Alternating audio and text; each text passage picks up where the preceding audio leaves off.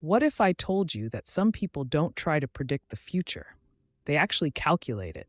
When investors commit millions, bankers approve loans, or startups pitch valuations, how do they decide without guessing?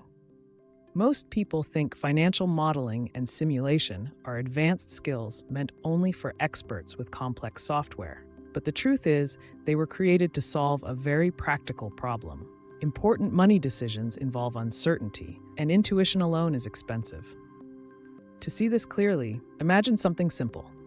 You plan your monthly budget and ask, what happens if my income drops? Or, can I still save if expenses rise?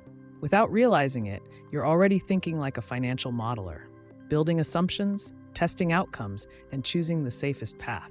This is the Learning Studio, where we turn accounting and finance into tools you can actually use. What's really happening in that moment is straightforward.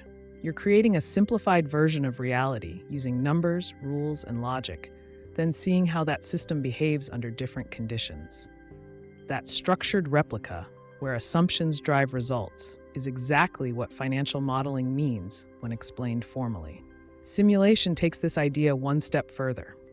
Instead of testing one future, it tests many possible futures. What if sales grow slowly? What if costs spike? What if interest rates change suddenly? By running these scenarios repeatedly, decision makers don't rely on hope. They see ranges of outcomes and plan for risk. That's why simulations are trusted at the highest levels of finance. The same logic operates at scale every day. Startups model cash flows to survive until profitability. Corporations simulate budgets before committing capital. Investors model valuations before buying shares. Governments simulate economic conditions before changing policy. Whenever a decision is too costly to get wrong, modeling becomes non-negotiable. This approach didn't appear randomly, and it wasn't created by spreadsheet software.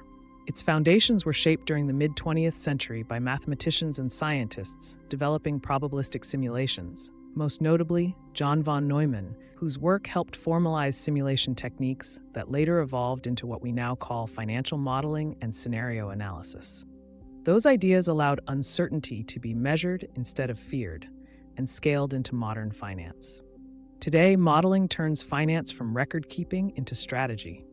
It allows professionals to test ideas before risking money, compare choices objectively, and make decisions with confidence instead of emotion.